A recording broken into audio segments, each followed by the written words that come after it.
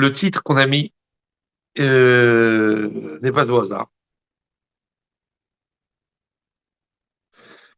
puisque donc c'est la suite promise de notre série, et que on a vu la semaine dernière euh, la joie inconditionnelle, qui était, euh, qui était forcément le fruit de la connaissance de soi. Qu'on ne peut pas être joyeux, avoir de la simcha sans ahava. Et sans un ahava, ça veut dire sans un sentiment profond de ahava, on traduit par l'amour, mais ça veut dire en fait, voilà, ça veut dire lié à une forme d'attachement, comment dire, d'avoir une dimension, ouais, de ahava, difficile à traduire autrement. Et cette ahava ne peut être que le fruit de la connaissance. Tout ce que on ne peut pas aimer sans connaître, ou en tout cas, ce serait pas la vraie définition de ahava, c'est autre chose, de beaucoup plus faux, de beaucoup plus, euh, de beaucoup plus fugace et sans vraiment de dimension profonde. Donc la véritable ahava est le fruit de la connaissance, et la simcha est le fruit de la ahava. Et nous, on a dit que pour pouvoir, on va dire, avoir un équilibre, ça, c'est ce qu'on avait dit lors de l'étude précédente, pour pouvoir avoir un équilibre, il faut forcément passer par la simcha. La joie, c'est l'équilibre de beaucoup de choses. Le manque de joie a généré toutes sortes de catastrophes qu'on a vécues et qu'on peut voir à titre individuel et collectif. Je vous renvoie à notre étude précédente. Et donc, on a dit que la simcha est importante, mais qu'elle doit être inconditionnelle. Qu'elle ne doit pas être le fruit de nos conditions de vie, qu'elle ne doit pas être le fruit d'une réussite, qu'elle ne doit pas être le fruit d'un environnement heureux, qu'elle ne doit pas être le fruit de notre façon d'exister, de notre façon de vivre en termes techniques, on va dire, mais qu'elle doit être, pardon, elle doit être euh, intrinsèque. Et pour que cette simcha soit intrinsèque, il faut qu'on ait la simcha de vivre, la simple joie de vivre. Ça veut dire le simple fait d'être. Et donc, pour pouvoir avoir la simcha du simple fait d'être, il faut avoir la ahava de soi-même. Et on avait bien mis l'accent, et ça on le reverra en détail plus tard, on avait bien mis l'accent qu'il ne s'agit pas de l'amour de soi, comment dire, générateur d'un orgueil complètement idiot et surtout d'une, on va dire, origine forcément d'un mauvais rapport avec les autres, puisque forcément lié à une forme de supériorité malsaine. Mais un amour de soi, ça veut dire le fait de considérer sa dimension, les kélim, les outils, les ressources que Dieu nous a donnés comme étant de véritables trésors. Okay. Pour pouvoir avoir la simcha inconditionnelle, la joie de vivre, il faut avoir la ahava de son existence, de son être. Et pour pouvoir avoir la ahava de son être, il faut se connaître.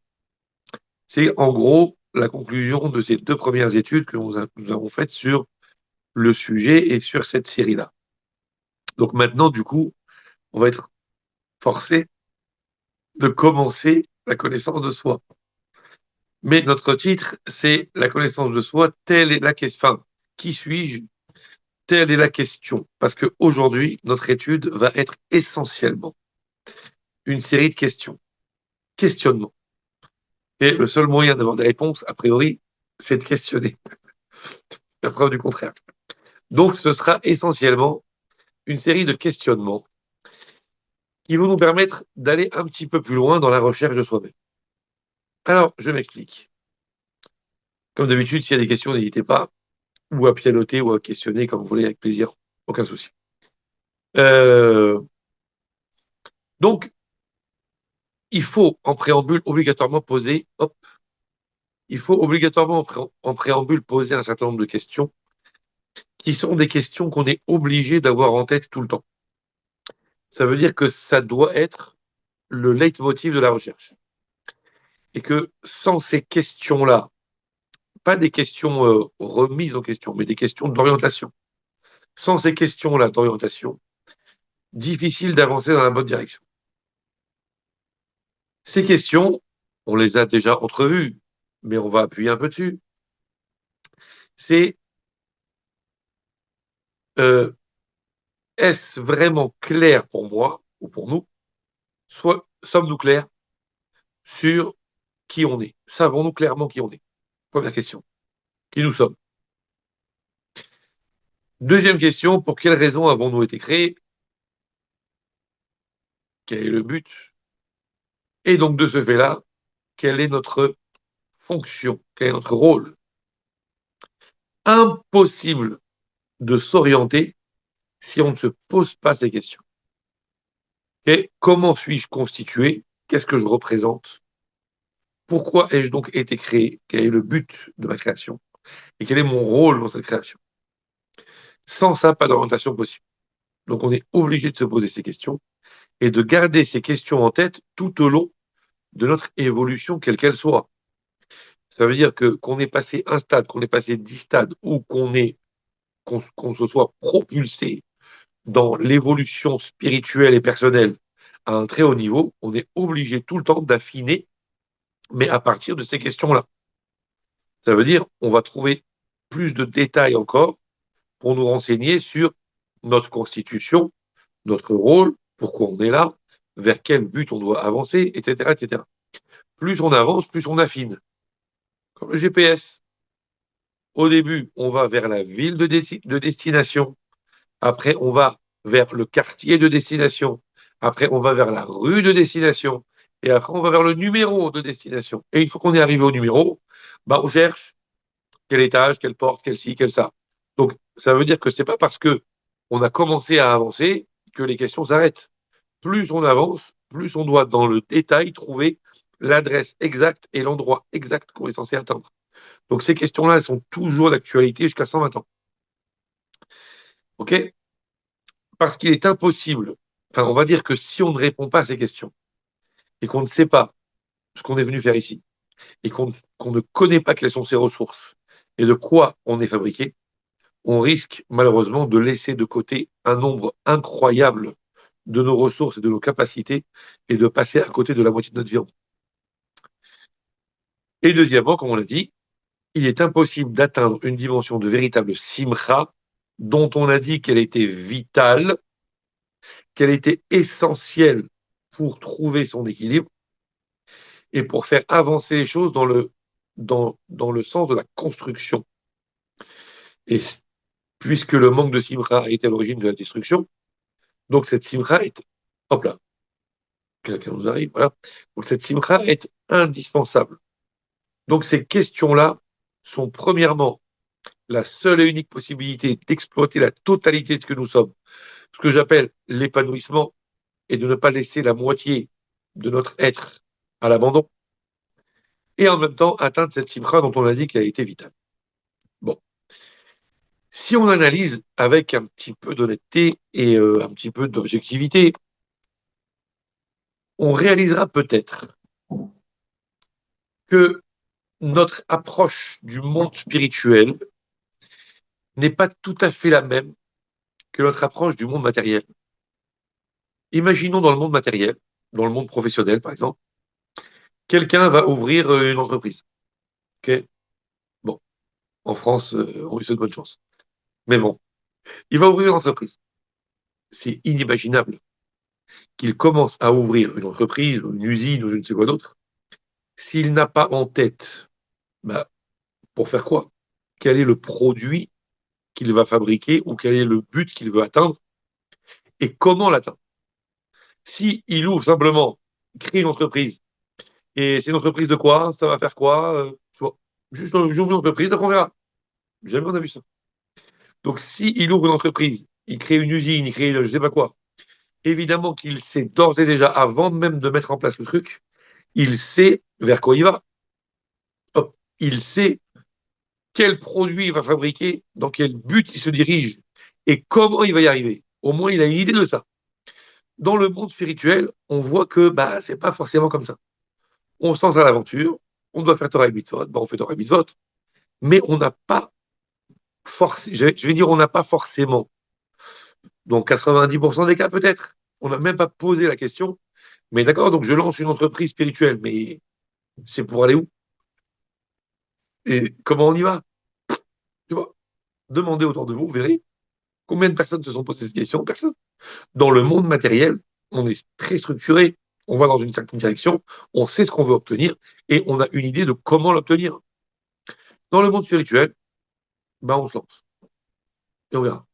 Ben non. D'un côté, ça a l'air logique. Ben, je sais pas, moi, on m'a dit, tu fais Torah Mitzvot, je fais Torah Mitzvot, c'est tout. Mais d'un autre côté, qui parle de construction parle forcément de cette vision lointaine de où je vais et comment j'y vais. Donc, c'est un peu ce qui se passe. Et c'est pour ça que ces questionnements sont essentiels. Euh, on disait tout à l'heure que sans connaissance de soi, c'est impossible, on va dire, d'exploiter la totalité de ses ressources. Vous allez me dire, c'est pas grave si on n'exploite pas la totalité de ses ressources. C'est pas grave. Alors, je ne sais pas si quelques-unes d'entre vous s'en souviennent, mais on avait donné une fois l'exemple de l'avion. Un avion, au départ, quand il est à l'aéroport, au moment du décollage, on lui fait le plein de kérosène. Ok. Ensuite, il décolle et il est supposé euh, en vol, il est supposé dépenser, brûler toutes ses ressources de kérosène de façon à ce que quand il arrive à l'aéroport de destination, il roule plus ou moins avec un réservoir plus ou moins vidé, enfin même pas mal vidé. Comme ça, quand il va atterrir, il ne prend pas de risque énorme puisqu'il n'y a plus beaucoup de carburant. Donc quand il va se poser, ça va. Même s'il y a quelques étincelles sur le sol, on n'est pas en danger. Lorsque, au contraire, l'avion est plein, ça arrive parfois, shalom, lorsqu'un avion, au moment du décollage, on réalise qu'il y a une avarie, il y a un truc qui ne va pas, il y a un réacteur qui ne marche plus, et donc il est obligé de faire demi-tour pour atterrir là où il a décollé, ou bien pour atterrir non loin de là, et que son réservoir il est encore plein, ouïe, ouïe, ouïe, ouïe, ouïe. Ce qui fait, s'il peut se le permettre, souvent il va tourner, tourner, tourner, tourner, tourner en rond, parce qu'un atterrissage avec le réservoir plein de carburant, il prend des risques énormes. Et que si jamais en se posant, il y a deux, trois étincelles, avec le plein d'essence, l'avion peut prendre feu. Les ressources non utilisées sont des éléments qui peuvent au final générer des problèmes. Vous comprenez? Les ressources que Dieu nous a données sont faites pour être utilisées, pour être exploitées. Attention, dans le bon sens, hein.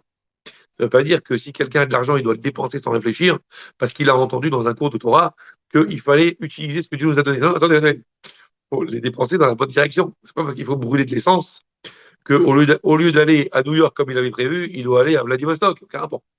Donc évidemment qu'il doit aller dans la bonne direction. Mais les ressources non utilisées se sclérosent. Les ressources non utilisées sont des épanouissements potentiels qui sont promis à l'individu, qui ne se réaliseront pas.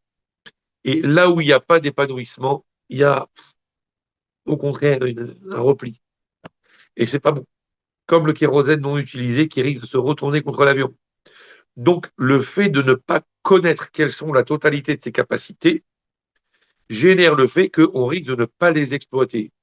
Et des capacités non exploitées sont, encore une fois, génératrices peut-être de problèmes. Imaginons la résurrection. Une résurrection imprévue. Quelqu'un qui est mort il y a 50 ans. Quelqu'un qui est mort il y a 50 ans, Hibernatus. Voilà. Hibernatus. Il se réveille de son glaçon. Ça fait 50 ans qu'il est dans la glace. Ça fait 50 ans qu'il hiberne. Au bout de 50 ans, il se réveille. Il a disparu de la circulation, complètement en dehors de la réalité depuis 50 ans. Et là, il se réveille, il émerge, il ressuscite, tout ce que vous voulez. Et on le fait plonger dans ce monde-ci. Et on lui met entre les mains un cellulaire, un portable. Impossible, impossible qu'il puisse l'exploiter à son juste niveau comme ça. Lui, quand il a quitté ce monde, il était encore au téléphone à cadran et encore, je ne sais même pas lequel. Ouais. un truc, il ne peut pas s'imaginer qu'un truc qui est décroché, il n'y a même pas de fil, il n'y a, il est aucunement relié à aucune prise, à aucun truc. Comment ça peut marcher?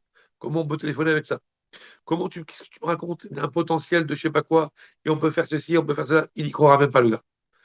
Il n'y croira même pas à tel point qu'il sera incapable de l'utiliser et de l'exploiter à sa juste valeur parce qu'il n'a aucune notion de ce que ça peut représenter. Pareil. Et encore, cet exemple est extrêmement réducteur par rapport à nos capacités à nous. Si on sait ce qu'il y a dans la Nshama, tel que les Hachamim nous l'ont expliqué, alors le type qui est mort il y a 50 ans, qui ne sait pas utiliser un portable, c'est bien petit, mais c'est minuscule par rapport au fait de ne pas avoir de notion de ce qu'est notre Neshama. Infini. Donc ça veut dire que la même chose, dommage d'avoir, comme quelqu'un qui irait acheter le dernier Mac, le dernier Apple, comment on appelle ça là, oui, le Mac, un truc, il a payé une fortune juste pour utiliser la calculatrice. Haram, c'est la folie. Donc c'est exactement le même principe. Donc on a besoin réellement de se connaître, et la notion de ce qu'on appelle da et tatsmecha, connais-toi toi-même, qui nous a été largement piqué par les philosophes grecs par la suite, ok, connais-toi toi-même est donc fondamental. Maintenant, comment on fait pour se connaître? Eh ben, on va se référer évidemment à des références dans la Torah. C'est logique. Références dans la Torah, on n'a que ça, nous. On est des Toraïques. Maintenant, le problème, c'est que on a dit la dernière fois, c'est quoi se connaître? C'est se connaître netto. Ça veut dire qui on est, mais net. Ça veut dire de façon complètement fondamentale, sans aucun rapport avec aucun contexte. Pas se connaître du style, ben voilà, je suis un juif pratiquant, je fais Torah et mitzvot, je travaille dans ceci, je fais cela. Non, non, non, ça c'est pas se connaître ça. Ça c'est décrire ce que l'on fait, c'est décrire le rapport qu'on a avec les choses, décrire le rapport qu'on a avec la croyance, avec la pratique de la religion, décrire en quoi telle chose nous a influencé dans la vie, en quoi l'existence de Dieu m'a influencé, en quoi la Torah m'a influencé. Donc c'est pas moi. Donc moi je veux savoir qui je suis sans aucune considération extérieure, ni sans aucune influence, quelle qu'elle soit. Où on va trouver une référence comme celle-là? On va voir. On va voir. Comment on va trouver une référence comme celle-là? Eh bien, on va aller chercher dans la Torah. Si on n'a pas quelqu'un qui, euh, comment dire, quelqu'un qui pourrait être notre mentor, voilà, qui pourrait nous enseigner, mais qui au départ n'avait rien, ni Torah, ni mitzvot, ni connaissance de Dieu, ni quoi que ce soit qui aurait pu l'entraîner à faire tel ou tel choix. Rien. Qui ça peut bien être? Eh bien, ce personnage providentiel, c'est Abraham Avinu. Abraham, Abraham Avinu, il a grandi sans rien. C'est-à-dire qu'en réalité, il a grandi dans la maison de son père, qui était Terah, taré en français, bon, ce qu'on peut, qui était Terah. Terah était un idolâtre notoire, marchand d'idoles, prêtre de l'idolâtrie. Et marchand d'idoles, c'est-à-dire à tous les niveaux, autant sur le niveau matériel qu'au niveau spirituel, qu'au niveau de la croyance, qu'à tous les niveaux, c'est quelqu'un qui misait, qui vivait à Vodazara, à Vodazara, à Vodazara. Un idolâtre notoire, mais notoire. En plus de ça, il était comment dire, au service conseiller de Nimrod, qui lui était connu non seulement pour être un idolâtre notoire, mais qui carrément était un révolté contre Dieu. Ça veut dire, on va le voir par la suite dans la vie d'Abraham, c'est lui qui finalement l'aura poursuivi pour qu'il renie sa foi plus tard et qui va faire en sorte que Abraham se jette dans la fournaise ardente. Bon. Donc, ce contexte dans lequel il a évolué, donc ça veut dire qu'il n'y avait ni Kdusha, ni sainteté, ni rien du tout. Il est né dans un contexte de Touma absolu. Et donc, Abraham Avinu, part de zéro. Il est influencé par rien du tout, aucune introduction, aucun guidage, rien, a priori. A priori. Et il va se mettre à chercher la vérité. Et il va finir par la trouver. Et il va générer une véritable révolution. Une vraie révolution. Révolution à quel point, on va voir. Mais une vraie révolution. On va voir. Jusque Abraham Avinu, il y avait Adam Arishon, okay, on était des Bnei Adam. Après, à cause du fait du déluge, toute l'humanité a été retirée de la scène et le monde a été reconstruit et repeuplé, l'humanité en tout cas, à partir de Noah. Ce qui veut dire qu'après Noah, jusqu'à Abraham Avinu, tous les humains étaient des Bnei Noach. Des Bnei Noach, des Noahides, descendants de Noach. Arrive Abraham Avinu sur la scène, ouais. Et à partir d'Abraham, on ne parle plus de Bnei Noach. Abraham Avinu a mis en route un système qui commence avec lui, qui ensuite va se poursuivre avec son fils Yitzhak, qui va se parfaire avec son petit-fils Yaakov Avinu, mais qui commence quand même avec Abraham. Donc il va instaurer, il va être à l'origine d'une révolution qui va faire que depuis Abraham Avinu, nous ne sommes plus des Bnei Noach. Nous sommes Israël. Okay. Ça veut dire qu'Abraham Avinu aura fait une révolution telle qu'il est un précurseur comme s'il était le premier homme sur la terre, quoi. Ça veut dire concernant le système du peuple juif, jusque-là, il a carrément créé une nouvelle structure, une nouvelle branche de l'humanité. On n'est plus des Bnei Noach, on est Israël. À tel point, écoutez bien, à tel point, c'est écrit dans la Gemara dans Nedarim. Nedarim, ça parle, comme son nom l'indique, des Nedarim, Neder, des vœux, des promesses, des engagements qu'on a fait par la parole. La Gemara dit, si quelqu'un il fait un Neder, et il dit, je fais le Neder de ne jamais plus tirer le moindre profit d'un Ben Noach. Okay, ça veut dire, je ne veux plus profiter, jamais, je fais le Neder. Genre, je ne vais pas dire je jure, parce que c'est pas tout à fait ça, mais c'est Neder. Il y a une différence entre serment et Neder, c'est tout à fait une chose, mais en gros, c'est un peu ça. Donc, je m'engage par la parole, je fais un Neder de ne plus jamais tirer le moindre profit, quel qu'il soit, ou le moindre service, quel qu'il soit, d'un Ben Noach. Dit la Gemara, il n'aura plus le droit de tirer le moindre profit, de recevoir la moindre aide, quelle qu'elle soit, de aucun ressortissant de toutes les nations de ce monde, mais il aura quand même le droit de profiter des services d'un juif. Ben Noach. On est bien des Noirs, non? On est bien des descendants de Noirs? Non. À partir d'Abraham Avinu, une autre dimension. Un truc de fou, non? C'est un truc de fou. Il dit, je ne veux plus profiter des blés noirs. Il a encore le droit de profiter du Ham Israël. Comme si il avait extrait Abraham Avinu, son être et toute sa descendance dans une capsule à part. Truc de fou.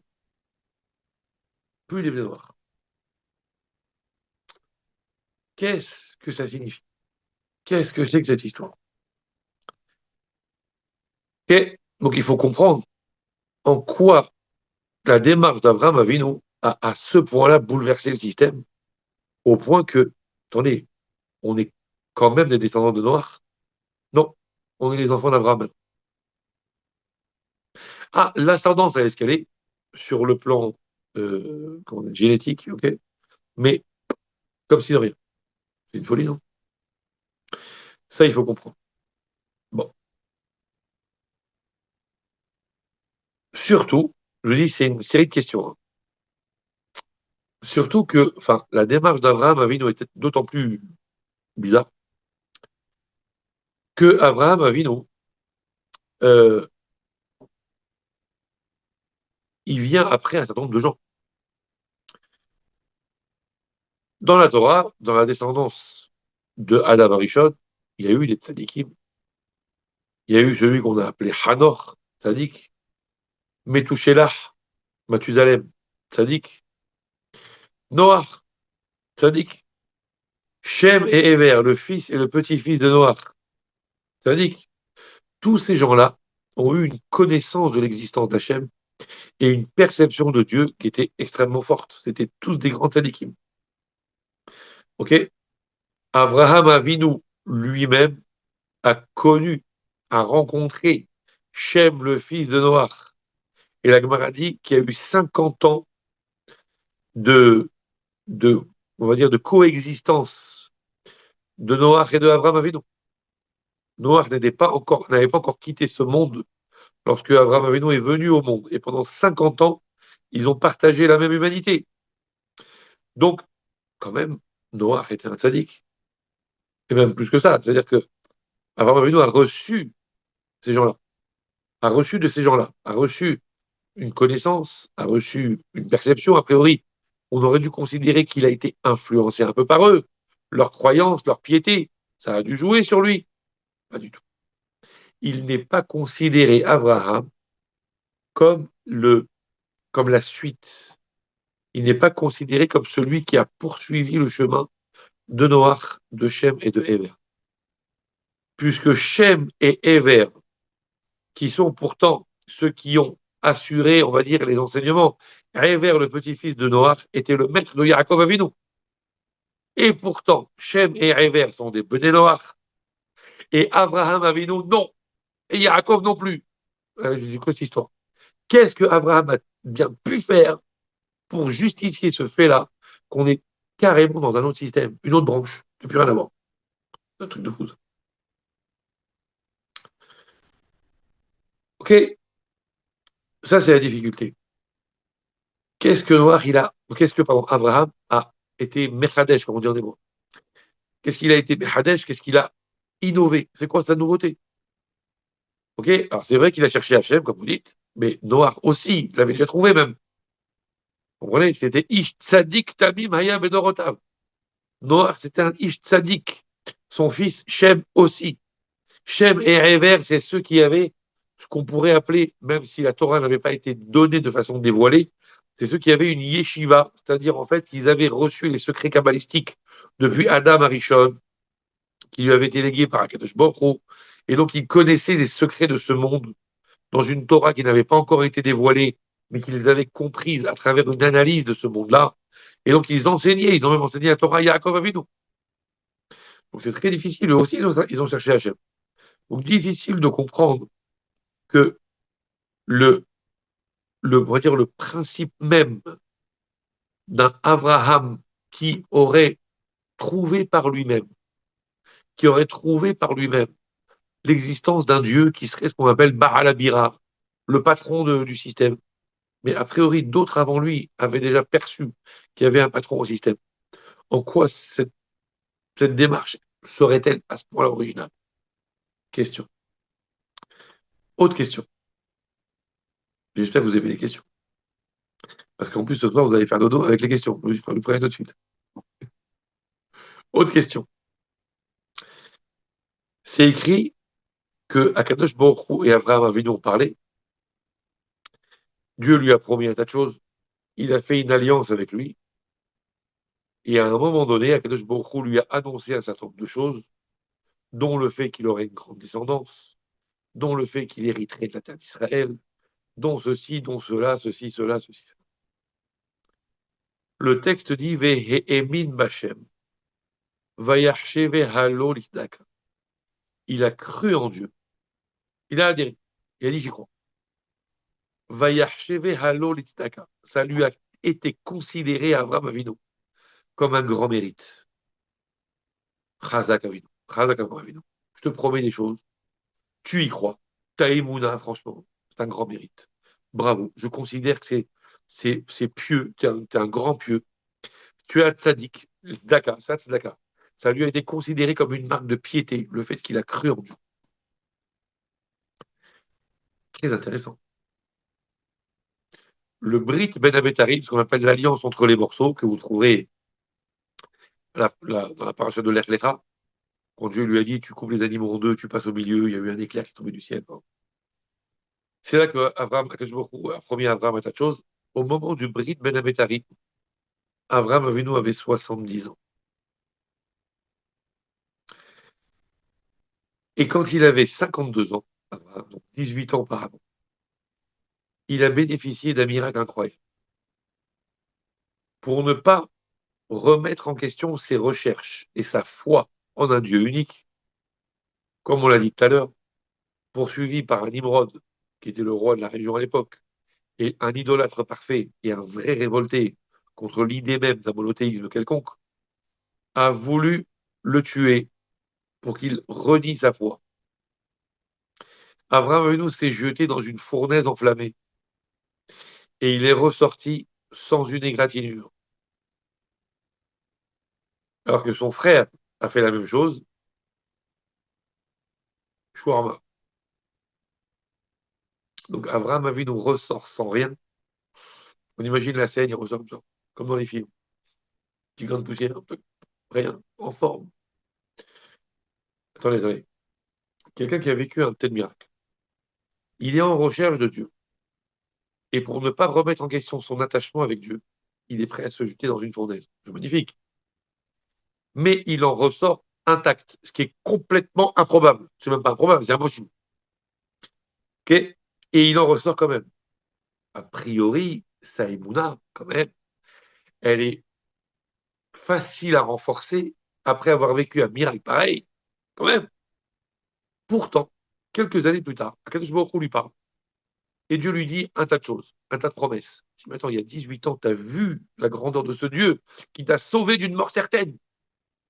Par un truc miraculeux, c'est même pas qu'il t'a sauvé d'une mort certaine parce qu'au dernier moment, il t'a présenté quelqu'un qui t'a sorti de la fournaise, voilà, juste avant que ça brûle. Non.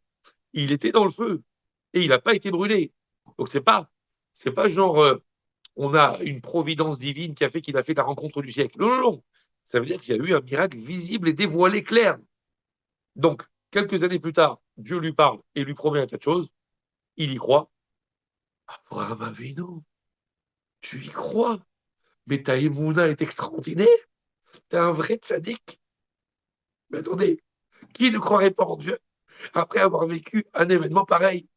En quoi c'est tellement extraordinaire? Question. Ouais. Donc, a priori, nous, on aurait dit que la émouna, il l'a eu après le miracle. La Torah dit pas du tout. La émouna d'Abraham Avinu ne vient pas de là. Sinon, on n'aurait pas considéré sa émouna comme une mesure de piété absolument incroyable, quasi inattendue. Comment Abraham Avinu, il a cru en Dieu à ce point-là? C'est extraordinaire. Mais si c'était le produit d'un miracle qu'il avait vécu quelques années auparavant, bon, ça aurait été la continuité du miracle. Si la Torah témoigne que c'est une émouna incroyablement pieuse et quelque chose de waouh, ça veut dire que cette émouna d'Abraham Avinu n'est plus en rapport du tout. C'est une rupture avec le miracle qu'il avait eu quelques années auparavant. Ça n'a plus rien à voir. C'est une autre dimension. Alors de quoi on parle? Ok. Ça va les questions? Très bien. Donc, on est toujours dans les questions. Hein. Abraham Avinu, donc je résume, c'est notre mentor, puisque c'est celui qui va nous aider à nous connaître nous-mêmes. Parce que se connaître soi-même, c'est se connaître en faisant abstraction de tous les éléments qui auraient pu nous construire de l'extérieur. Or, Abraham Avinu, a priori, n'avait rien pour se construire de l'extérieur, il a tout fait par lui-même. Ah, vous allez me dire, mais non, il n'a pas tout fait par lui-même, puisqu'il avait aussi autour de lui des gens qui étaient déjà les tzadikim, des croyants, etc. Mais la Torah a l'air de dire que non. La preuve, c'est que toutes ces influences-là, c'est Noach, c'est les gens qui vivaient à l'époque de Noach, un petit peu avant, un petit peu après, ceux qu'on appellera donc des Bnei Noach. Or, Abraham Avinu n'est plus qualifié de Ben Noach. Donc, il n'est pas l'héritier spirituel de la croyance et de la pratique de Noach et de tout le système. C'est carrément autre chose. Donc, il s'est fait tout seul, Abraham Avinu. C'est pour ça qu'il a créé carrément un autre système qui s'appelle Israël, qui ne fait plus partie de ce qu'on appelle les blés noirs. Donc ça veut dire qu'Abraham Avinu s'est fait tout seul. S'il s'est fait tout seul, ça veut dire qu'il a mis en exploitation des ressources sans aucune influence de quoi que ce soit. Il s'est réalisé dans ce qu'il était, pas dans ce qu'on a fait de lui. Donc c'est pour ça qu'il est notre mentor dans la connaissance de nous-mêmes. D'accord? Mais sur Abraham Avinu, on a quand même des questions. Pourquoi est-ce qu'il est considéré comme un tel révolutionnaire? Pourquoi on considère sa Emouna comme quelque chose de tellement innovant, alors qu'en fait, c'est le produit de ce que nous aurions dit, en tout cas, qui est le produit de ce qu'on lui a enseigné jusque-là à travers Noach, Shem, Ever? Non. Et qu'il est le produit de ce qu'il a vécu. Il a vécu des miracles? Non. La Torah témoigne que tout ce qu'il a été, tout ce qu'il a produit, tout l'attachement qu'il a eu avec Dieu est une innovation totale. Donc il est notre guide pour comprendre comment on peut se connaître soi-même sans être birklal, le produit d'influence quelconque. Mais on a des questions. En quoi Abraham Avinu? Expliquez-nous en quoi c'est tellement innovant. Question. Comme il faut parfaire le système, on va encore poser d'autres questions. Quelle est la question, je vous avais dit? Il y a une question. Il y a une halakha qui est rapportée dans le Rambam, je crois l'amour, c'est l'halakha. Le principe, il est endochin nefesh mipne nefesh. Endochin nefesh mipne nefesh, ça veut dire littéralement, on ne repousse pas, on n'écarte pas une vie pour une autre vie. Ok? On ne repousse pas l'existence de quelqu'un, une vie, au profit ou à cause d'une autre vie. Ça veut dire quoi? Prenons un exemple que le Rav nous donne ici. Imaginons que Dieu préserve un très très grand maître de la Torah, un tzaddik, Talmid Chacham, un de mots, un tzaddik, mamash, c'est un truc. Ça veut dire que c'est quelqu'un qui passe sa vie avec Dieu, qui est tout le temps ou dans l'étude, ou dans l'enseignement, ou dans le chesed, ou dans ci, ou dans ça. Il donne des brachot à n'en plus finir, et des brachot qui ont propulsé des gens dans des réussites incroyables. Il a sauvé des gens de la mort, il a guéri des malades avec ses brachot. Un truc de fou. Un type, un tzaddik. Et Chas Shalom, il est malade. Il se fait hospitaliser, il a un problème de santé important. Et on cherche, c'est quoi son problème? On cherche, on fait des examens, des trucs, etc. Et on ne trouve pas vraiment de remède. Il est malade, on sent que ça ne va pas, et on ne sait pas, et il est malade, il est malade, il est malade. Personne n'a trouvé de remède. A priori, on a, c'est pas qu'on a perdu espoir, mais on ne sait plus trop. OK? On cherche. Finalement, un médecin providentiel dit, moi, j'ai compris ce qu'il a. Les examens montrent qu'il a telle et telle et telle et telle pathologie.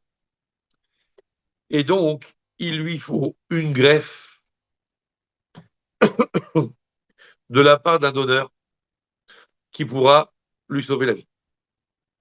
OK? Donc, on cherche si on peut trouver un organe en question qui pourra lui sauver la vie. On cherche, on cherche, on cherche, on cherche. Bon, c'est un machal, hein?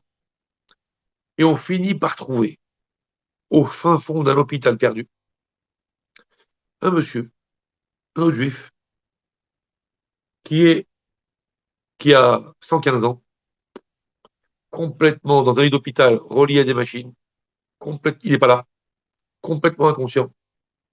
Ce qu'on appelle dans un langage un peu péjoratif, un légume. Ça veut dire aucune réaction. Il est dans une inconscience totale, totalement inconscient. Il n'est pas là. Il respire par des machines. A priori, aucune possibilité pour lui de se relever un jour. Aucune possibilité d'activité cérébrale. Aucune possibilité d'activité motrice. Rien du tout. Rien du tout. Et on réalise que cet homme-là a une compatibilité spéciale qui fait qu'il est le seul à posséder en lui un organe que l'on pourrait prélever pour pouvoir le greffer chez ce rave-là, qui est un trésor du peuple juif. un trésor. Ça veut dire que son existence à ce rave est c'est un trésor. OK? Et on dit voilà, il faut prélever chez l'un pour remettre à l'autre. Quelle est la halakha? Qu'est-ce qu'on fait? Est-ce qu'on peut? Il y en a un qui est un trésor de l'humanité et l'autre qui est au 4/5e sénile, pas de réaction, rien du tout. A priori, il s'en va doucement, et tous doucement et sûrement vers une mort certaine et jamais il n'ouvrira un œil, aucune réactivité, rien. Donc, j'aurais tendance à dire, bon, ça veut dire que c'est le genre de personnes pour lesquelles, dans le monde qui nous environne, dans le monde environnant, dans le monde qui nous entoure, on dirait ça, il faut lui faire comment ils appellent ça, là, le suicide accompagné, là, l'euthanasie, là. Ça, c'est un chesed de le faire mourir, celui-là. On lui coupe la machine, on lui rend service. De mourir dans la dignité, voilà, la dignité. C'est-à-dire, c'est le genre de personne, il n'a plus rien à attendre de la vie, et la vie n'attend plus rien de lui. C'est genre, la société moderne dirait, mais il sert à rien, cet homme-là. Et on peut prélever de lui un organe qui va permettre de sauver le raf. Quelle est la halakha? La halakha, elle est très claire.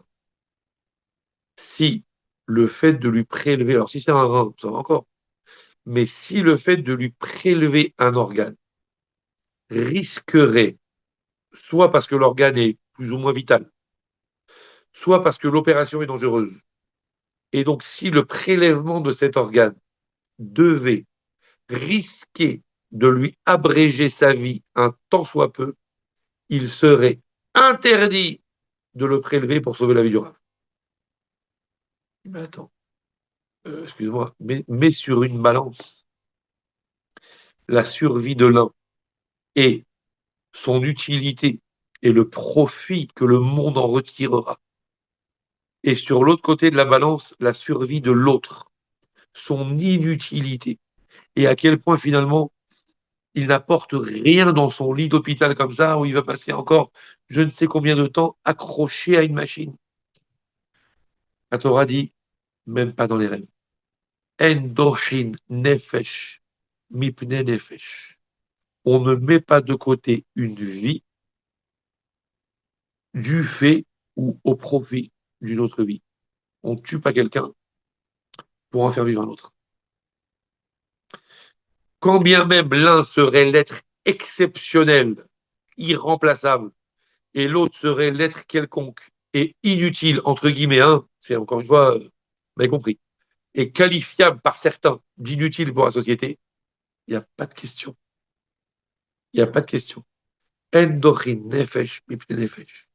Une vie est une vie, et il est hors de question de porter atteinte à la moindre vie au profit d'une autre vie. Vous comprenez? Voilà ce qu'est l'importance nefesh d'une vie. On va aller un petit peu plus loin. Imaginons une mahshebola Radoul Olamim, Hitler. Hitler. À l'époque de la Shoah, il y a des camps de concentration avec des gens qui sont promis, hélas, à la chambre à gaz. Okay, donc potentiellement, il y a 6 millions de morts. Potentiellement. Il ne les a pas encore envoyés, mais ils sont là. A priori, on refait l'histoire avec une vision d'avance et on imagine comment les choses vont se finir. Et il dit voilà, Hitler, il dit voilà, si vous me livrez telle personne, je la tue en sacrifice une fois et j'ouvre tous les camps de concentration et je libère tout le monde.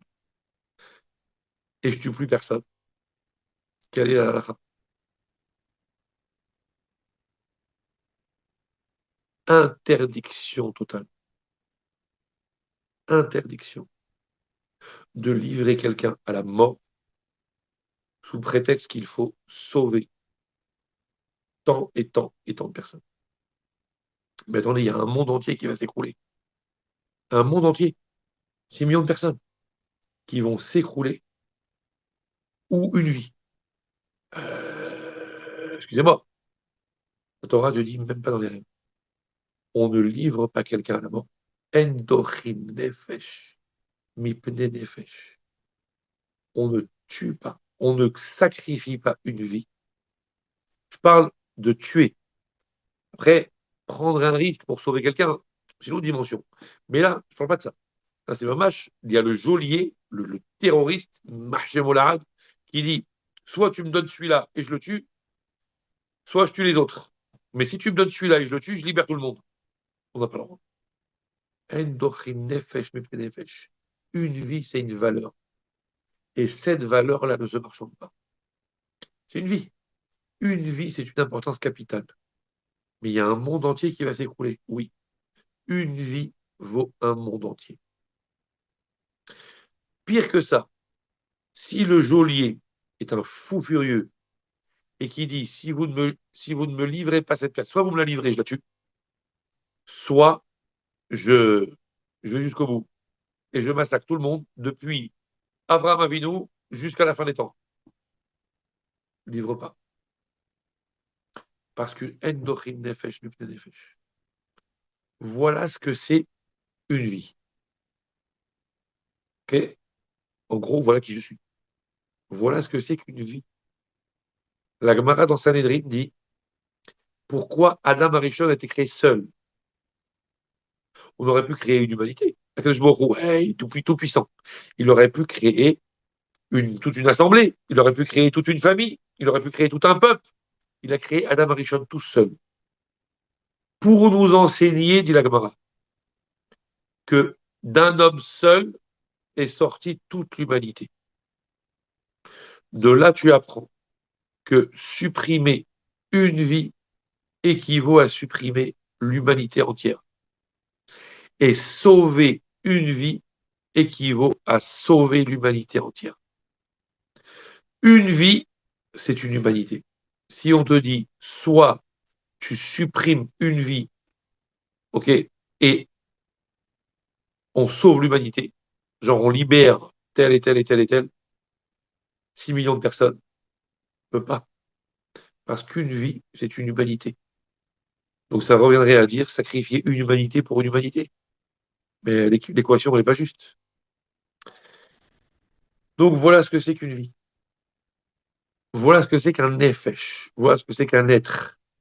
Voilà ce que c'est qu'un descendant d'Abraham Avinu. Aux yeux d'Akadosh Baruch Hu, c'est une humanité entière.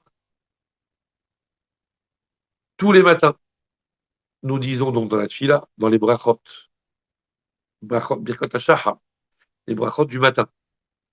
Je vous prie de m'excuser. Ça pique un peu. Les brachot du matin. On dit, au tout début, Elokai, mon Dieu, Neshama Shenatata Bi Tehorahi. La Neshama que tu as mise en moi, elle est pure. Ata Berata, tu l'as créée. Ata Yetzarta, tu l'as formée. Ata Nefartabi, tu l'as insufflé en moi. Ve Ata Meshamerah Bekirbi.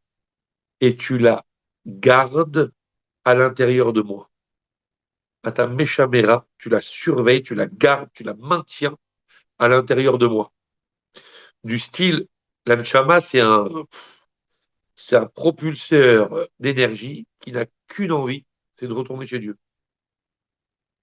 Okay, et donc, il faut une certaine force pour la maintenir ici, parce qu'elle ne veut pas. Elle veut retourner chez Dieu. Donc, on la contraint pas un peu à rester dans le corps, voilà. Donc, c'est Akadosh Baruch Hu qui se charge personnellement. Ata Meshamera Bekirbi. C'est Dieu qui se charge personnellement de maintenir l'anshama dans le corps et qui surveille que cette neshama ne s'en aille pas. Sauf quand évidemment arrive le moment où elle doit s'en aller. Mais en tout cas, le reste du temps, Akadosh Baruch Hu, Ata, c'est Dieu lui-même qui est le gardien de l'anshama, qui garantit que la personne existe. Parce que si l'anshama s'en va, il n'y a plus rien. Donc l'existence, notre existence, justifie aux yeux d'Hachem le fait que lui-même monte la garde H24 sur chacun de nous pour être sûr que l'Anshama qu'il nous a donné ne quitte pas le corps. C'est lui-même en personne qui veille sur ça. Voilà l'importance d'une vie. Voilà qui nous sommes, quand même. quand même. Le calcul, il est un peu dur quand même. 6 millions, 10 millions, 100 millions. Non, non, non. Une vie. Une vie, elle vaut les 100 millions. J'ai aucune raison de considérer que ça vaut rien par rapport à ça.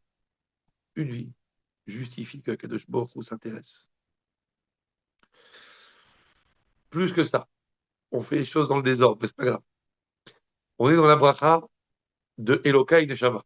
On revient un petit peu en arrière sur une autre bracha qui vient juste avant et qu'on fait plusieurs fois dans la journée. Lorsqu'on va rendre visite à notre ami précieux qui s'appelle Jacob de Lafont, on fait, après être sorti des toilettes, donc la bracha de Asher Yatsa. C'est quoi cette bracha? On l'a fait le matin déjà. Parce que le matin, quand on se réveille, pour Hachem, on récupère la pleine possession de ses moyens physiques, pour Hachem. Et donc on remercie Hachem. Asher Yatzar et Ha'adam Bechokma, qui a créé l'homme avec sagesse, intelligence. Ubara Bo, Nekavim, Nekavim, et il a créé chez l'homme des orifices, des creux, des ci, des ça, une tuyauterie hyper compliquée. Ok? Galoui veyadoua, lifne chise chevodecha. Et Galoui veyadoua, c'est dévoilé et connu. Lifne chise chevodecha, devant ton trône de gloire. C'est-à-dire, face à ton trône de gloire à Kadosh Baruch Hu, c'est connu, tu sais très bien.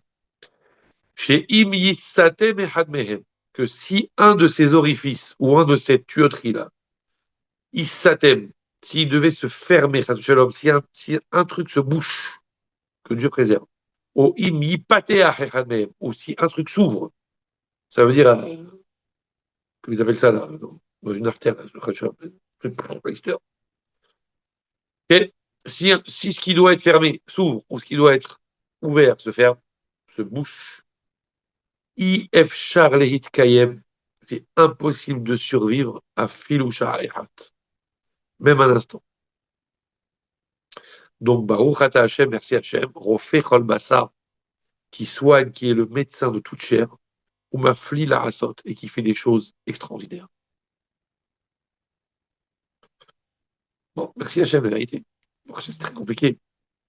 Le système, c'est vrai qu'il est compliqué, le système. Le système digestif, c'est un truc, on n'a pas idée, nous.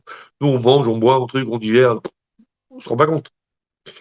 Mais si on se rendait compte de la complexité du truc, le rabbi de Gour, on a déjà vu ça, le rabbi de Gour, il disait si on avait idée de la complexité du système digestif, et à quel point quand on ingurgite un aliment, tout ce qui se produit dans le ventre, etc., lorsque la digestion s'est bien terminée, on devrait envoyer, à l'époque, c'était pas le portable, on devrait envoyer un télégramme à sa famille pour dire rassurez-vous, tout s'est bien passé.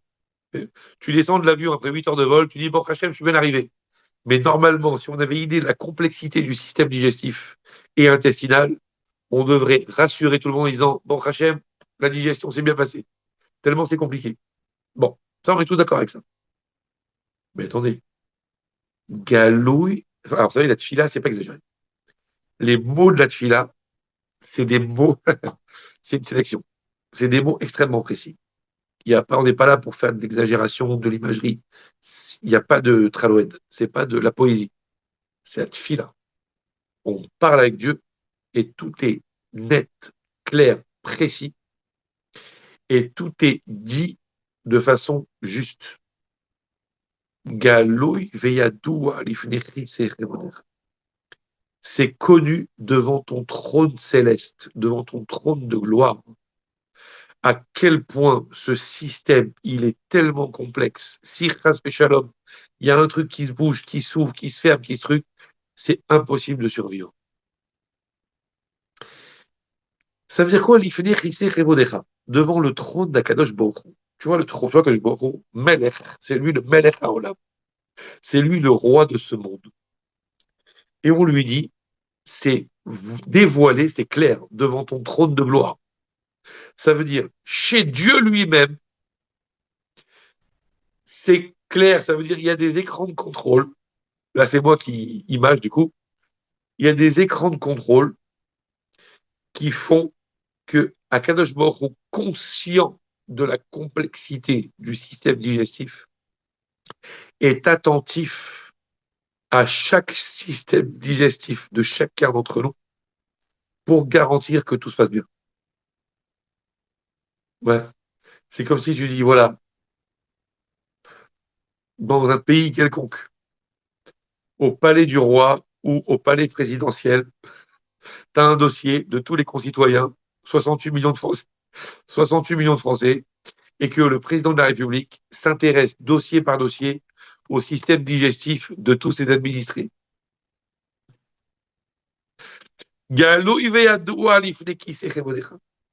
Hakadosh Baruch Hu lui-même s'intéresse à chaque détail de la santé.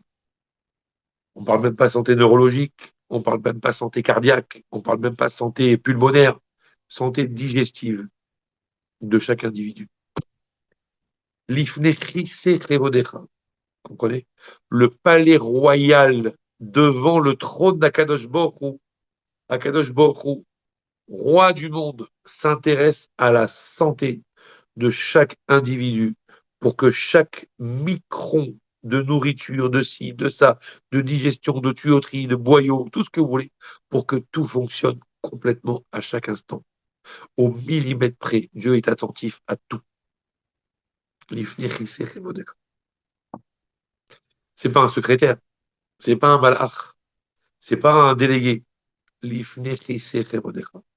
Le trône de gloire d'Akadosh Baruch Hu, c'est le roi en personne qui s'intéresse. Comprenez? Voilà l'importance qu'on a. Voilà qui on est aux yeux d'Hachem. Okay, on est une vie, c'est-à-dire une humanité, c'est-à-dire un monde entier, c'est-à-dire tout l'intérêt d'Akadosh Baruch Hu est porté sur nous. Sur nous, quand je dis sur nous, c'est sur chacun et chacune. C'est pas sur nous en globalité, c'est sur chaque individu. Voilà qui on est. Pas fini. C'est pas fini. Parce que, a priori, attendez. Oui, ici, j'ai une tasse de café. Bon. On va dire, j'y tiens parce que j'en ai besoin. Où mettrais-je le café si j'avais pas de tasse? Maintenant, si j'y tiens spécialement, c'est que le besoin que j'en ai est d'autant plus important. Un attachement, c'est parce que ça me touche, ça me fait, ça me produit. Si je suis attaché à quelque chose, si je fais attention à cette chose-là particulièrement, c'est parce que ça me touche, ça me concerne, ça m'apporte. Ou il y a quelque chose, en tout cas, qui fait que chez moi, ça a un impact. Ce qui voudrait dire, si on exagère un peu, que quelque part, on va être obligé, entre guillemets, hein, de considérer que ça veut dire qu'Akadosh Baruch Hu, d'une certaine façon, a besoin de nous. Pourquoi il tient à ce point-là? Pourquoi il considère notre existence comme tellement, tellement importante? C'est bizarre, mais de dire que Dieu aurait besoin de quelque chose, impossible. Kadosh Baruch Hu se suffit à lui-même. Kadosh Baruch Hu, il est Shalem, Tachlit Hashlemut. Kadosh Baruch Hu, c'est l'extrême de la complétude. Il n'a besoin ni de rien ni de personne. Qu'est-ce qu'il a besoin maintenant d'être à ce point-là attentif à chacun d'entre nous? Vous achetez à un enfant des Playmobil. Si vous lui en achetez un, il y tient. Si vous en achetez 10, bon, il va faire attention. Mais si il en a des centaines de milliers, bon, s'il y en a un qui se casse, on va faire une affaire. Centaines de milliers, centaines de millions. Kadosh Baruch Hu, il regarde chacun, chaque chose, et il s'assure que tout va bien, individuellement. C'est pas possible, non? À ce point-là, on représente quelque chose. Depuis Abraham Avinu, ça veut dire dans la dimension que Abraham Avinu a créée, qui sort complètement de tous les systèmes. Encore une fois, on va le voir, c'est long. C'est une série. C'est Netflix, l'Avdil. Okay. Dans le système innovant que Abraham Avinu a créé, qui a fait que maintenant on est dans une dimension qui s'appelle Israël. qui n'est plus dans une dimension traditionnelle qui jusque-là existait, qui s'appelle Bnei Noach. On a généré quelque chose d'incroyable qui fait que maintenant, Akadosh Baruch Hu, il nous gère avec ce qu'on appelle Hashgacha Pratit. Tout le système dans sa globalité est géré par ce qu'on appelle Hashgacha Klalit, un regard, on va dire, global. Mais le système que Avraham Avinu a mis en place, par le fait qu'il a découvert par lui-même un certain nombre de choses et qu'il s'est propulsé chez Dieu sans l'assistance de qui que ce soit, simplement en découvrant qui il était et son destin d'attachement avec Dieu tel que lui l'a envisagé à travers ce qu'il a découvert chez lui, ça a généré une dimension spéciale, une branche de l'humanité hors du commun, qu'on appellera Israël ensuite avec Yaakov Avinu, et qui fait que Kadosh Baruch Hu, là, il prend des pincettes, il prend la loupe, il prend le microscope, et il regarde chaque élément. Chaque nefesh est une valeur incroyable.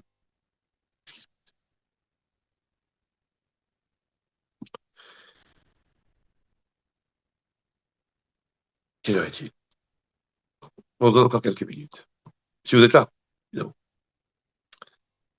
Euh, et on va essayer de comprendre. Peut-être d'agir. Enfin, on va poser des questions.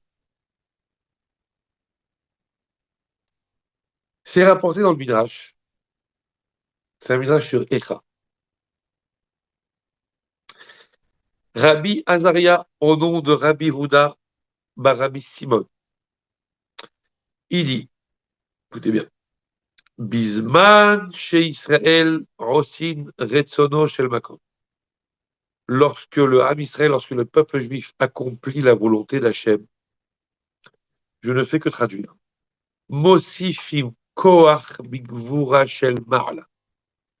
Il rajoute de la force dans la puissance d'en haut. Un truc de dingue. Quand le peuple juif se conduit selon la volonté d'Hachem, il rajoute de la force dans la puissance d'en haut. Bigvura Shel Ma'ala, la puissance de Dieu.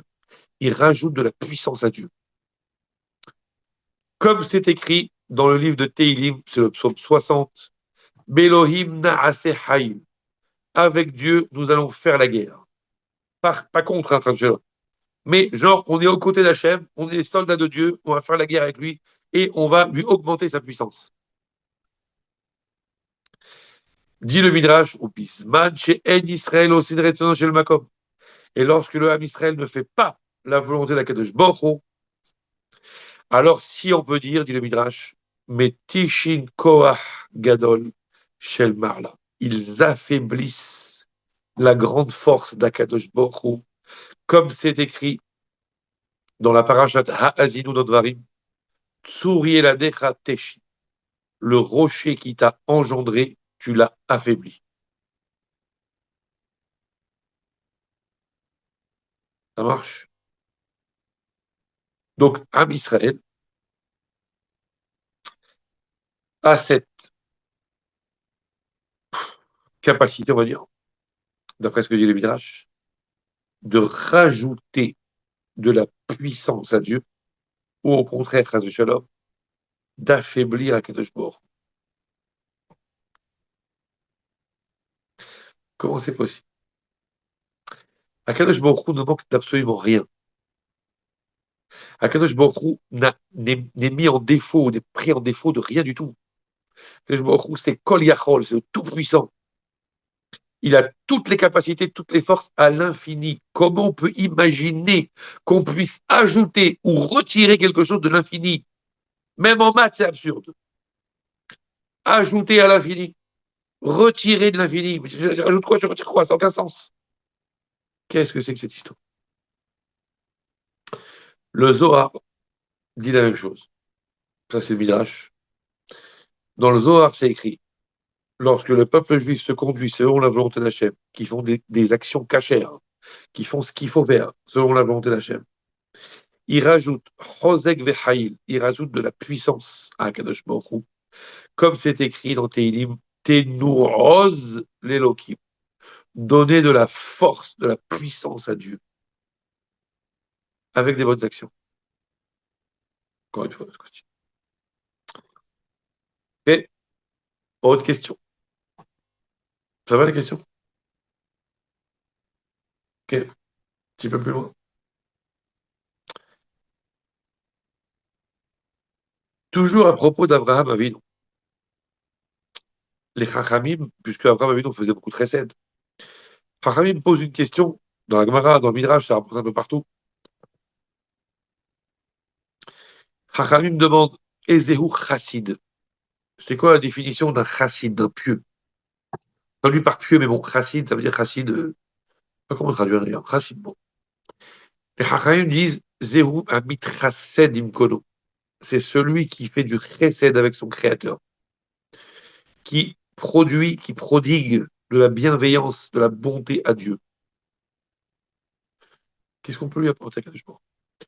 Faire de la bonté, avoir de la bienveillance, être généreux avec quelqu'un qui est dans le besoin, je peux comprendre. Mais Dieu a besoin de quoi? De rien. C'est rapporté pareil dans le Zohar.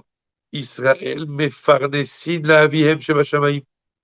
Le peuple juif apporte la parnassa à Dieu. On nourrit Akadosh Baruch Hu, on lui donne sa subsistance. Mais qu'est-ce que c'est que cette histoire? Si ça sortait pas du Zohar, ça sortait pas du Midrash, quelqu'un qui passe dans la rue comme ça, qui dit, sachez que on nourrit Dieu, sachez qu'on donne de la force à Dieu, on le prendrait pour un hérétique. On dit, mais c'est quoi ce fou-là? Et non, les Hachamim le disent. On peut rajouter, on peut affaiblir. Qu'est-ce que c'est que cette histoire? Qu'est-ce que c'est que cette histoire? Bizarre. Plus que ça, on voit dans Shir HaShirim que Akadosh Baruch Hu, c'est Shir HaShirim, c'est donc le fameux texte de Shlomo HaMelech, où la relation de Dieu et le peuple juif est comparée à la relation exceptionnellement intense d'un Hatan et d'une Kala qui aspirent à enfin pouvoir vivre ensemble, mais c'est un peu compliqué. Donc c'est la relation entre le peuple juif et Dieu à travers l'histoire. Et là-bas, on voit que le bien-aimé en question, donc le fiancé, s'adresse à sa Kala, donc à sa future, donc en fait Dieu qui parle au peuple juif, et il l'appelle Ahoti, Ra'yati, Yonati, Tammati, que de poésie. Ahoti, ma sœur, Ra'yati, ma compagne, Yonati, ma colombe, Tammati, ma parfaite. Si c'est pas de la déclaration, ça, c'est magnifique. Comment? Ahoti. Il y a très longtemps de ça, on avait fait un cours sur ça.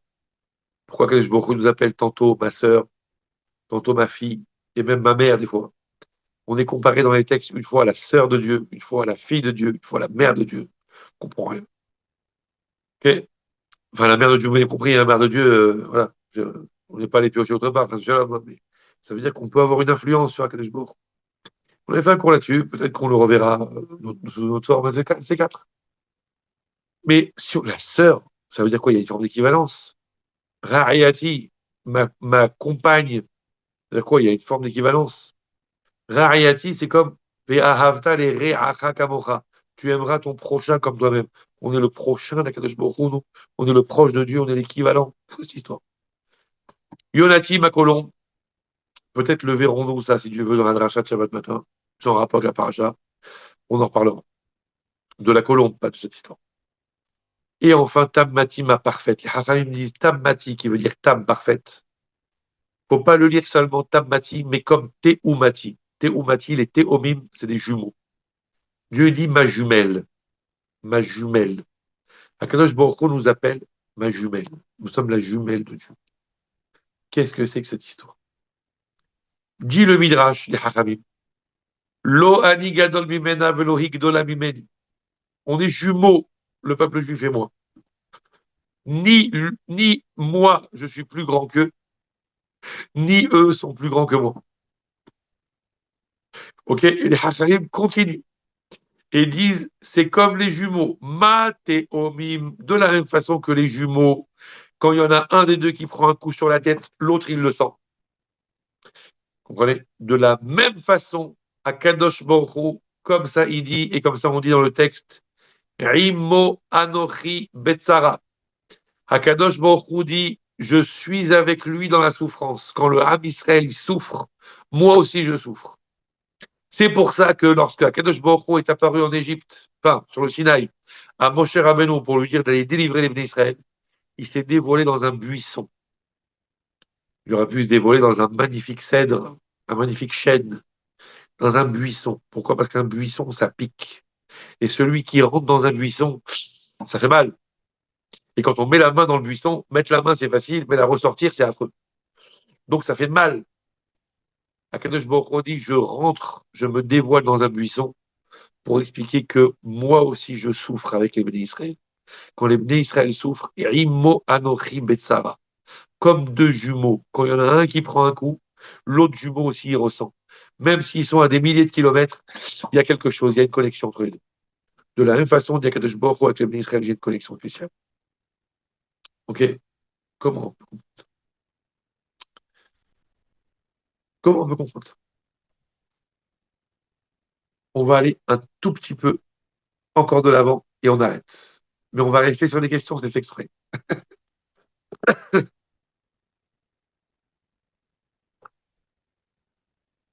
C'est écrit que celui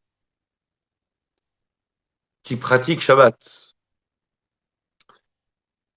le vendredi soir et dans la tfila et au moment du kiddush, on dit Vaïchoulou hashamayim ve'haaretz v'chol tzva.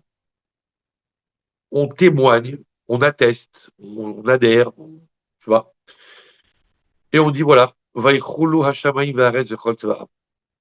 Toute la, tous les cieux et la terre, ainsi que tout ce qu'ils renferment, Vaïchoulou, ils ont été terminés. L'œuvre de la création est terminée. Vaïchar Elohim bayom hashviri melarto asher asa. Le septième jour, Akadosh Baruch Hu a terminé, il a cessé le travail, tout était terminé. Pardon, Dieu a tout terminé et il a cessé la création.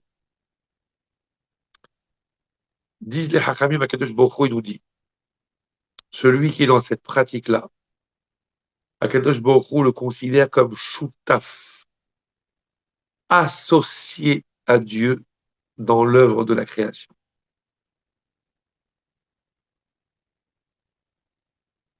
Imaginons un gars, un chef d'entreprise, quelqu'un qui crée une entreprise, il crée une entreprise, un projet. Quand est-ce qu'il a besoin de prendre un associé? Quand lui seul n'arrive pas à faire face. Soit parce que financièrement, il ne se suffit pas à lui-même, il est obligé de s'associer. Parce que financièrement, il a besoin de deux apports, un seul ne suffit pas. Donc il est en manque d'argent, il est obligé de s'associer avec quelqu'un. Soit parce qu'il est en manque de ressources sur le plan physique, sur le plan du temps, sur le plan de l'investissement, j'en sais rien quoi. Moi. Donc il ne peut pas. Il a besoin de quelqu'un, donc il va prendre un associé. S'il n'a pas besoin d'un associé, il va travailler tout seul, il va se galérer avec un associé. Akadosh Baruch Hu, a priori, bon, Hachem, j'ai fait lui-même. Qu'est-ce qu'il a besoin de prendre un associé dans la création?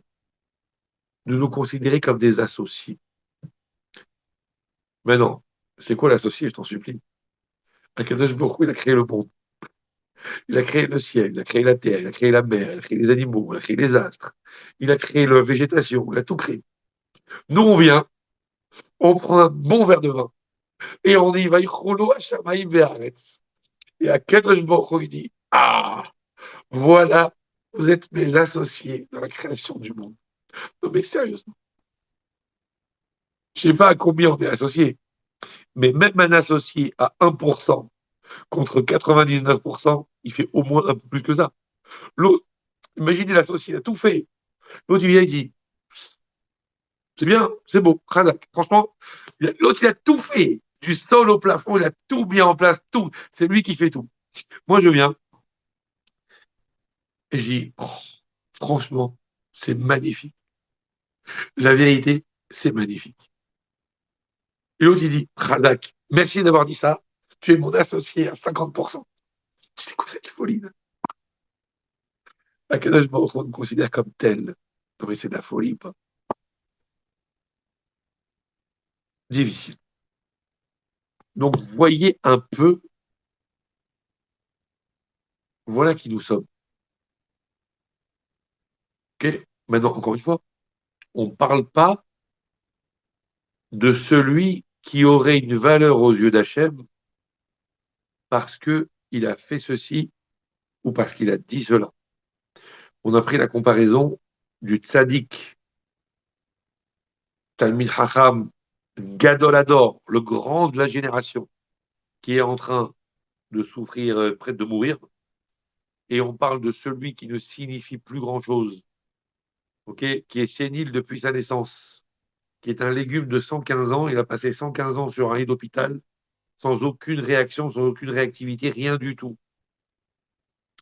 Et on dit que sa vie vaut autant que l'autre. Donc on ne parle pas de quelqu'un qui, comment dire, qui a une importance aux yeux d'Hachem par le mérite, ni par le nombre, puisqu'on a dit, même si on pouvait transiger de libérer 6 millions contre un, on ne peut pas. C'est une vie, c'est une vie. Donc c'est ni le nombre, ni la valeur, ni le talent, ni la gdoucha, ni la piété, rien de tout ça. L'importance qu'on a aux yeux d'Akadosh Baruch Hu, Galou ve'adu alifneki segrevodecha. J'ai ingurgité un aliment, le système, c'est comme le traçage là, le traçage avec le téléphone, le traçage de l'aliment et tout le système qui va parcourir dans l'appareil digestif de l'individu, Akadosh Baruch Hu, il regarde chaque chose, chaque élément, chaque cellule du corps. Akadosh Baruch Hu la sonde, Akadosh Baruch Hu l'observe. Et il a des téléscripteurs, il a des écrans. L'ifnechise revodera, dans sa salle du trône, il a une surveillance permanente de chaque cellule de chaque personne. Voilà, tu veux savoir qui tu es? Pour l'instant, je ne t'ai pas encore dit. Mais juste regarde ce que tu représentes au lieu d'Hachem. C'est déjà pas mal pour répondre à la question qui tu es. Pourquoi c'est comme ça? On n'a pas dit. Celui qui est, on va dire, l'instigateur de tout ça, est celui qui, justement, a découvert qui il était et en a déduit l'importance, on va dire, de mettre à profit, on va dire, cette grandeur qu'il avait pour la grandeur d'Hachem. Ça a généré le fait qu'il a créé un système de toutes pièces qui a fait que nous sommes rentrés dans une bulle qui fait que, toujours est-il que cette bulle-là, Akadosh Baruch Hu lui donne une dimension, une place et un regard qui est hors du commun. Tu veux savoir qui tu es? Juste déjà, comme préambule, c'est pas mal. Okay, tu es celui qui justifie que Akadosh Baruch Hu, H24, garde les yeux ouverts pour être sûr que tout se passe bien avec toi. Voilà. Une maman qui reste au chevet de son enfant qui a 42 fièvres et qui reste réveillée une nuit, c'est son enfant. C'est la prunelle de ses yeux. J'ai une maman, ça peut être un papa aussi. Okay, c'est la prunelle de ses yeux, c'est son enfant. Mais une nuit, deux nuits, trois nuits, quatre nuits, ça coûte, ça coûte, ça coûte, ça coûte. Pas évident. Akadosh Baruch Hu, H24, H24, des millions. Sans parler des Neshamot qui sont encore dans le ciel ou qui sont retournés là-haut, qui ont fait. Akadosh Baruch Hu, H24. C'est pas simplement qu'il met la main pour savoir si la fièvre est tombée.